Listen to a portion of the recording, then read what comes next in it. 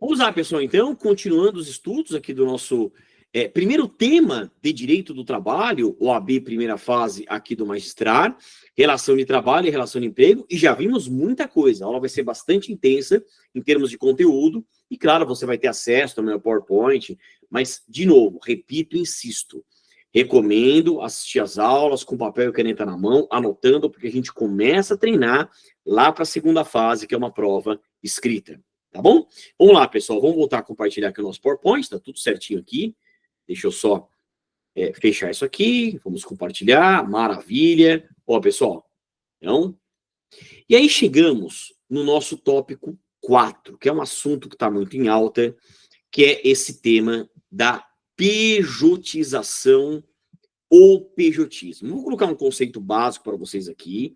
É um tema que eu tenho muito carinho, eu tenho um livro sobre esse assunto. Foi lá atrás minha dissertação de mestrado na PUC de São Paulo. Bom, mas vamos lá. Trabalhador é a ideia do trabalhador como PJ. Trabalhador como pessoa jurídica. Tá? Você vai anotar assim no seu caderno. Trabalhador como PJ, trabalhador como pessoa jurídica. Eu até no meu livro, eu posso até editar para vocês, eu sei de cabeça, mas qual é um conceito que eu coloco lá na minha obra, né? É o comportamento patronal que exige do trabalhador a criação de uma pessoa jurídica como condição indispensável para a prestação de serviços. E coloco exige, e é uma posição majoritária mesmo, porque, pessoal, a depender da sua função, como é o meu caso, além de advogado professor, você não cria uma pessoa jurídica, pessoal, dificilmente você vai conseguir desenvolver o seu ofício, porque é muito comum a gente ser convidado para dar aula e, na sequência, a instituição de ensino pede os dados da nossa PJ para emissão de nota fiscal, tá? Pessoal, o que eu quero trazer para vocês? Já vamos direto ao ponto. Se cair isso aqui, pejotização primeiro, o que é, e hoje o que pode cair? Como eles estão agora, né, e o Brasil está nesse momento de cobrar as teses vinculantes, então hoje nós temos, vou colocar para vocês aqui, ó, o tema 1389 do Supremo Tribunal Federal. Isso levou, até o momento da gravação dessa aula, aos processos suspensos. Os processos estão suspensos. Decisão do ministro Gilmar Mendes. Tá? Você tem duas grandes correntes, que a pejotização é uma fraude, e nós temos um grande artigo na CLT, que é o artigo 9º da CLT, que ela fala que serão nulos de pleno direito os atos praticados com o objetivo de desvirtuar, impedir ou fraudar a aplicação da CLT. Essa ainda é uma posição clássica ou tradicional, sem prejuízo de repercussões previdenciárias e tributárias. É claro, se ele quer ser tratado como pessoa física na área trabalhista, também será assim tratado nas áreas previdenciária e tributária. E tem agora a visão atual do Supremo Tribunal Federal, que vem entendendo pela possibilidade da pejotização em algumas situações, como no caso do médico, como no caso do advogado. Por quê? Porque são pessoas que têm mais estudo, mais discernimento e porque ganham mais. Nós temos até um paralelo trazido pela reforma trabalhista, a Lei 13.467 de 2017, lá no artigo 444, parágrafo único da CLT, falando do trabalhador hipersuficiente, né? Ela fala que um trabalhador que tem salário mensal igual ou superior ao dobro do teto previdenciário, que hoje está em 8 mil e pouco, né? Então, alguém ganha mais de 16.300 e tenha diploma de nível superior, tem mais poder de barganha. Poder de barganha equiparado ao princípio da prevalência do negociado sobre o legislado, que está lá no artigo 611, letra A da CLT. Então, eu só estou passando um pouco mais rápido, porque se cair, são essas informações. Então, o que é a pejotização? E nesse momento, nós temos o tema 1389 do Supremo, com processos suspensos, decisão do ministro Gilmar Mendes. Vamos aguardar. Eu acho que talvez o Supremo ele vai validar a pejotização, e aí, problemas, né? Qual que vai ser a justiça competente para julgar essas ações? Se vai ser a Justiça do Trabalho ou a Justiça Comum Estadual, de quem será o ônus da prova, e se o Supremo validar, né, validando a pejotização, quais serão os critérios? Será que é para todo mundo? Para quem tem curso superior? Para quem ganha um piso de tanto? Vamos aguardar as cenas dos próximos capítulos, os próximos episódios das séries, né? Pessoal, vamos avançar, vamos lá? E chegamos a um assunto muito cobrado, também em prova, que é a questão, pessoal, do grupo econômico. Grupo econômico, com base no artigo 2º, parágrafo 2º da CLT, e artigo 2º, parágrafo 3º da CLT, com reflexo da reforma trabalhista, a Lei 13.467, 2017. E já a partir de agora, eu trago para vocês um primeiro questionamento. A gente já vai ler o dispositivo, mas a partir de quantas empresas nós temos um grupo econômico? Porque tem o nome, né? Grupo econômico. Curiosamente, a partir de 2 empresas. Já a partir de 2 empresas, há que se falar em grupo econômico. 2 empresas associadas, e nós veremos, por subordinação ou por coordenação, já há que se falar na possibilidade de um grupo econômico. Tá? Vamos ler, pessoal? Vamos ler juntos? Vamos lá na nossa CLT, tá aqui. Abra o seu material também, ó. Vou compartilhar. Isso. Vamos à nossa CLT, tá aqui, ó. Artigo 2º, tá? Parágrafo 2º. A gente vai lendo, depois eu vou destacar algumas informações. Sempre que uma ou mais empresas, tendo embora cada uma delas personalidade jurídica própria, estiverem sob a direção, controle ou administração de outra, ou ainda quando, mesmo guardando cada uma sua autonomia, integrem grupo econômico, serão, ó, já mentaliza isso, responsáveis solidariamente pelas obrigações decorrentes da relação de emprego. E aí vem o parágrafo 3º, que foi uma alteração importante, não caracteriza grupo econômico a mera identidade de sócios, sendo necessárias, para a configuração do grupo, a demonstração do interesse integrado, a efetiva comunhão de interesses e a atuação conjunta das empresas dele integrantes. Então vamos lá, pessoal, perceba que é um texto importante, grupo econômico, tem reflexos trabalhistas, previdenciários, empresariais, civis e por aí vai, mas o que a banca, OAB, FGV acaba cobrando disso? Então vamos ao nosso PowerPoint, vamos lá, já separei, deixei tudo bonitinho para vocês aqui, ó. Então, vamos lá.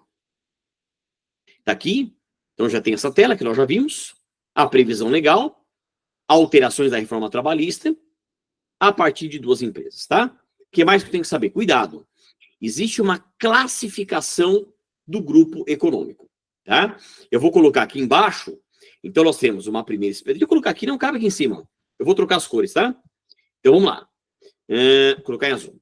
Nós temos o grupo econômico por subordinação, o grupo econômico por subordinação ou vertical.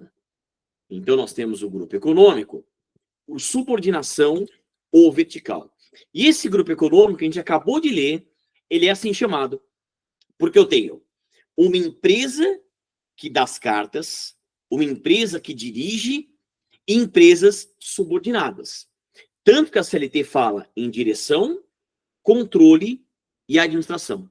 E pode anotar, pessoal, no seu caderno, sem medo de ser feliz. Esse grupo econômico, por subordinação ou vertical, ele é, pessoal, a regra no mercado. Tá? A grande regra, né? A grande maioria dos grupos econômicos são dessa forma.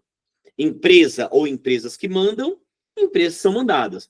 Grupo Itaú, Grupo Bradesco, Grupo Pão de Açúcar, os grupos econômicos em geral, eles são dessa maneira, tá? Uma estrutura toda hierarquizada, envolvendo empresas nacionais, internacionais e por aí vai. Só que, aqui tem uma pegadinha para a prova.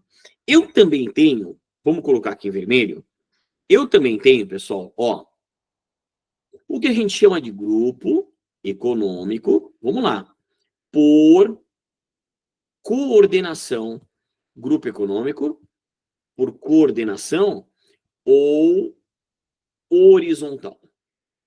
Grupo econômico, por coordenação ou horizontal. Quer dizer, a imagem aqui é essa assim, ó. Diferente do outro caso, lá no outro caso, era essa estrutura aqui, né? E nós temos esse grupo econômico por coordenação ou horizontal. Aqui, pessoal, a própria CLT fala mesmo cada uma guardando sua autonomia, sendo muito transparente com vocês. Nesse momento aqui da aula, eu não consigo nem exemplificar, porque a grande maioria traz o grupo econômico por subordinação ou vertical, mas para que eu tenha a caracterização de um grupo econômico e eu posso ter a partir de duas empresas, não é condição indispensável a subordinação. Mesmo que cada empresa mantenha a sua autonomia e elas tenham, por exemplo, apenas uma coordenação para posicionamento de mercado, isso pode acontecer, ainda assim é um grupo econômico. Pessoal, de maneira bem simples. Portanto, empresas relacionadas de maneira vertical ou de maneira horizontal, nas duas eu tenho a possibilidade de caracterização de um grupo econômico. Ficou claro? Vamos avançar. Além disso, pergunta clássica, e tem que colocar esse vermelho mais agressivo para você notar. Qual é a responsabilidade trabalhista das empresas que integram um grupo econômico? Pessoal, você não pode errar isso aqui. É uma responsabilidade, cuidado, pessoal, solidária. Anote com destaque no seu caderno. É uma responsabilidade solidária. A gente acabou de ver. É previsão expressa do artigo 2º, parágrafo 2º CLT. Previsão expressa. E lembra, eu vou deixar aqui no radar, que no Brasil a solidariedade ela não se presume resultando da lei ou da vontade das partes. Repetindo, no Brasil a solidariedade ela não se presume resultando da lei ou da vontade das partes. Claro, nesse caso, é uma responsabilidade solidária legal. A própria lei assim determina. E qual que é a diferença mesmo entre responsabilidade solidária e responsabilidade subsidiária? Na responsabilidade solidária, todas as empresas respondem pela integralidade da dívida. Claro que na prática a gente coloca todas no polo passivo, mas eu posso escolher a empresa, por exemplo, uma só, que tem mais saúde financeira para pagar tudo. Já na subsidiária é diferente. Primeiro eu vou naquela empresa, em tese, a empresa principal, se ela não tiver saúde financeira, aí eu vou na empresa subsidiária, você entende? Então, para o trabalhador, é melhor uma responsabilidade solidária, que, por exemplo, existe aqui no grupo econômico, que, por exemplo, existe quando eu tenho fraude. Agora, responsabilidade subsidiária, nós veremos o curso, o grande exemplo é quando nós temos terceirização, né? Veremos a empresa prestadora de serviços como responsável principal, e ela não tendo saúde financeira, a empresa tomadora, né, respondendo de maneira subsidiária. E aí, pessoal, vem aqui, nós temos aqui no nosso PowerPoint a novidade da reforma trabalhista. Vou colocar aqui em verde, né, sem problema, a gente mudar a cor, para você ir anotando. Hoje, qual é a premissa? Você vai anotar assim no seu caderno, que uma mera identidade de sócios, ela por si só, ela não é suficiente. Uma mera identidade de sócios, por si só, não é suficiente. Eu não estou dizendo que a existência de uma identidade de sócios não possa ser importante, e é sim, para caracterizar um grupo econômico, né? Então, eu vejo várias empresas, eu vou entrar com uma ação trabalhista, eu fazendo estudo, eu falo, nossa, eu tenho um sócio em comum, aqui, aqui, aqui. Claro, você vai alegar isso como advogado ou como advogada, mas isso não é suficiente. A reforma trabalhista teve um viés muito mais empresarial, então ela fala, não, em tese, eu tenho que preencher, vamos lá, a gente acabou de ler, 3 requisitos cumulativos. Então, em tese, você vai anotar assim no seu caderno, eu tenho que preencher 3 requisitos cumulativos. Quais, pessoal? Então, vamos lá. Atuação conjunta entre as empresas. Que mais? Comunhão de interesses. Que mais? Demonstração de interesse integrado. Demonstração de interesse integrado. Pessoal, é um nexo, né? É um liame. É uma relação entre as empresas. Ou seja, elas têm uma atuação conjunta no mercado, têm uma comunhão de interesse no mercado e uma demonstração de interesse integrado. Né? E até caiu no exame de ordem, isso não significa que meros laços sanguíneos, né, entre essas empresas, participando irmão, pai, filho, marido e mulher, companheiros e tal, isso por si só não é suficiente. Eu tenho que demonstrar. Na prática, não é que é tão difícil assim, mas algum tipo de atuação conjunta de liame entre as empresas. Tá bom? Pessoal, vamos avançar, vamos lá? E aí chegamos numa questãozinha da OAB. Claro, dando tempo, vai dar o avanço um pouco mais de matéria. Mas aqui tem um ponto importante, que eu vou aproveitar essa questão para falar um pouquinho também, pessoal, de empregado doméstico, né? E deixar no radar também para você ler a lei de empregado rural. Olha que interessante essa questão. Questão da primeira fase da OAB. Tá? Ela caiu no ano 2023, ela caiu aqui no 38º Exame de Ordem Unificado, uma questão que derrubou muita gente, mas não vai acontecer com você. Então, deixa eu colocar em vermelho, para a gente poder corrigir. Francisco, ele é caseiro. Desde 2019, em uma chácara localizada em área urbana, cujo proprietário aluga o imóvel por temporada por meio de um site especializado nesse tipo de negociação. Claro que aqui não está falando, mas que site é esse, pessoal? Em tese, é o Airbnb, que é um site muito comum, né? Francisco tem incumbência de manter limpa a casa, receber os locatários e atender às eventuais necessidades deles no tocante ao conforto e à segurança. Vamos lá. Além disso, de segunda-feira a sábado, Francisco faz a manutenção geral do local, independentemente de estar locado, para que a aparência esteja sempre impecável e, assim, os hóspedes recomendem a estadia na chácara a outros candidatos. Tá?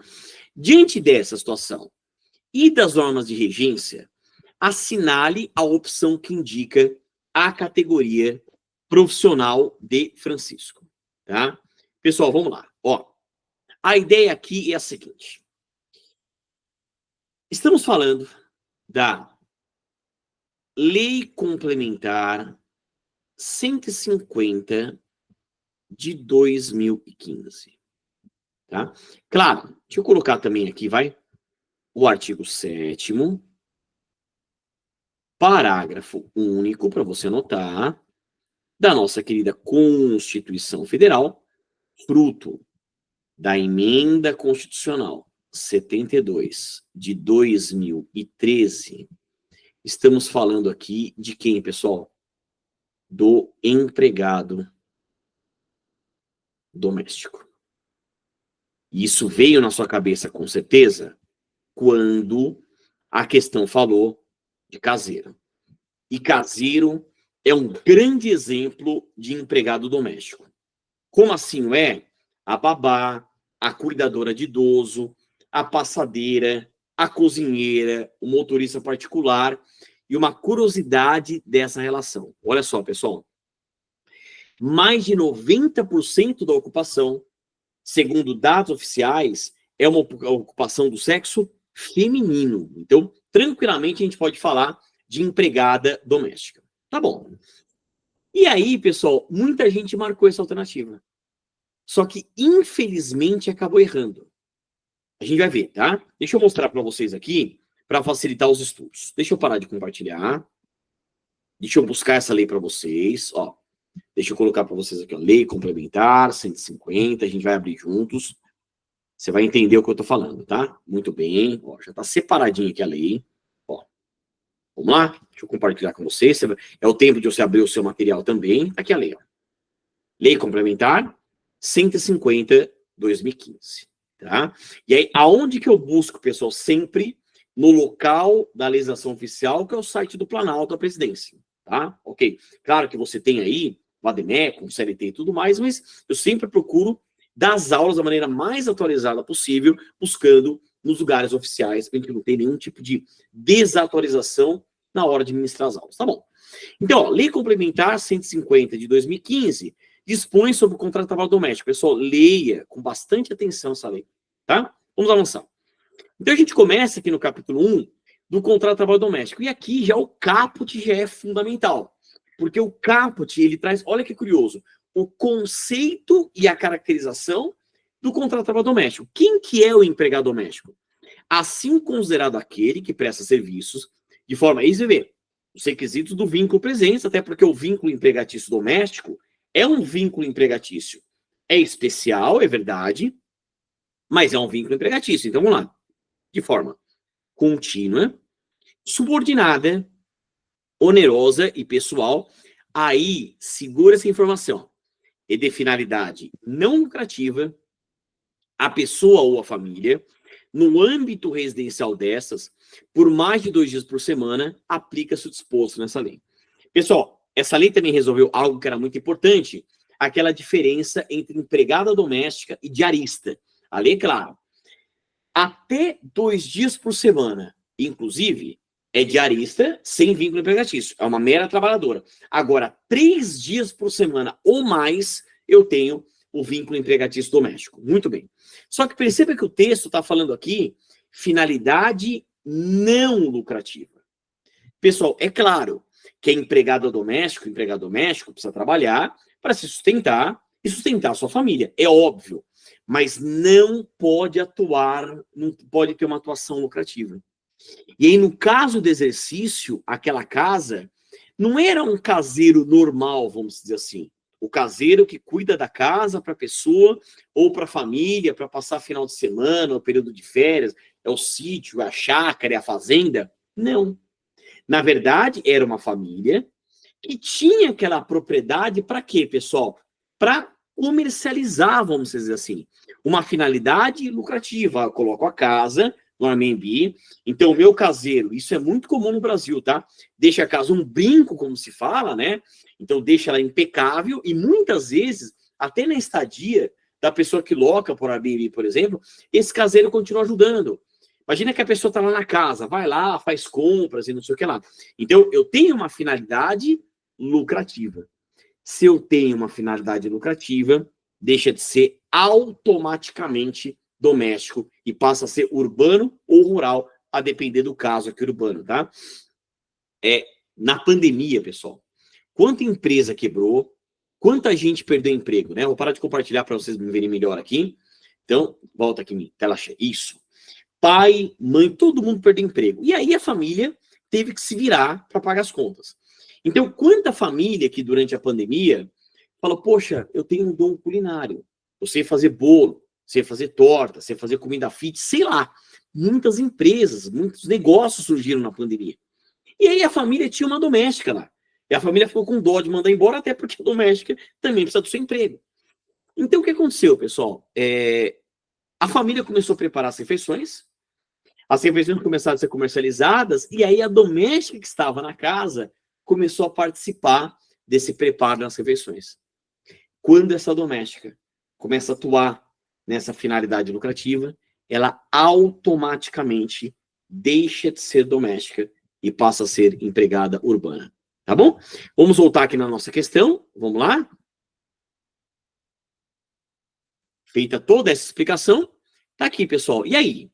Bom, trabalhador intermitente. Não é, a gente vai ver isso, né, em outro momento. Empregado doméstico, muita gente marcou. Empregado rural aqui não era, que eu vou deixar no radar, tá?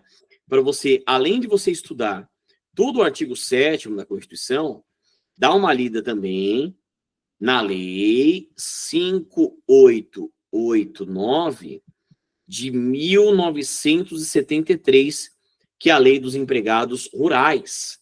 Tá? Dá uma lida nessa lei também. Por que que não é? Porque o empregado rural, para você anotar no seu caderno, é aquele que atua em atividades de agricultura e ou pecuária, atividades agropastoris, tá? E aí, empregado comum, que muita gente perdeu a questão, comum, pessoal, é sinônimo de urbano. Por quê, pessoal? Porque, basicamente, além de ser regido pela Constituição, também é regido pela CLT. Então, empregado comum, também chama de empregado ordinário, que é empregado urbano. Muita gente marcou doméstico, mas por que que não era doméstico? Porque atuava com finalidade lucrativa. Então, portanto, resposta correta empregado comum, alternativa de dado está aqui para vocês, tá? Eu coloco assim para facilitar, para a gente poder estudar. Então tá aí, pessoal, uma questão oficial. Aproveitando, vamos voltar, pessoal, na letra da lei. A gente volta na lei de novo. Eu quero mostrar mais uma informação para vocês, que é importantíssima. Que é essa aqui, ó. Ó, parágrafo único. Qual que é a idade mínima para ser empregado doméstico? Vamos dar um passo para trás. Qual a idade mínima para trabalhar aqui no Brasil? A base é o artigo 7º, inciso 33 da Constituição e artigos 402 a 404 da CLT. É proibido o trabalho noturno, perigoso ou insalubre a menores de 18 anos e qualquer trabalho a menores de 16 anos, salvo na condição de aprendiz a partir dos 14 anos. O aprendiz vai dos 14 até 24 anos, salvo pessoa com deficiência. Então, cuidado para falar menor aprendiz. Não, aprendiz é uma figura, menor é outra figura. Tá bom. Então, a idade mínima para trabalhar aqui no Brasil, em regra, 16 anos. Se for um trabalho noturno, perigoso e insalubre, 18 anos, e o aprendiz tem a ressalva de 14 anos. Muito bem. E é curioso, porque nós respeitamos a própria OIT, porque a Organização Internacional do Trabalho tem uma convenção, a Convenção 138, que fala como a idade mínima lá, 15 anos. Então, portanto, tem uma idade a mais. Um ano a mais, né? Só que aqui, em relação ao empregado doméstico, a idade mínima para trabalhar, memorize, 18 anos. Olha o que diz o texto. É vedada a contratação de menor de 18 anos para desempenho de trabalho doméstico. Por que não pode contratar menor de 18? De acordo com a Convenção 182 da OIT e com o Decreto 6481 de 2008. Essa convenção é a convenção das piores formas de trabalho infantil, e essa convenção foi ratificada aqui no Brasil por esse decreto, que trouxe a lista TIP, que é a lista do trabalho infantil proibido. Portanto, para ser empregado doméstico, empregada doméstica, a idade mínima, 18 anos, tá bom? Bom, pessoal, passei um pouquinho aí do horário, mas é para que vocês tenham o máximo de conteúdo. Então, foram 2 blocos de aproximadamente 25 minutos falando de relação de trabalho e relação de emprego, tá bom? Pessoal, então é isso. Obrigado pela atenção. Aquele pensamento positivo, ânimo firme, força nos estudos. Fique com Deus e até o nosso próximo encontro.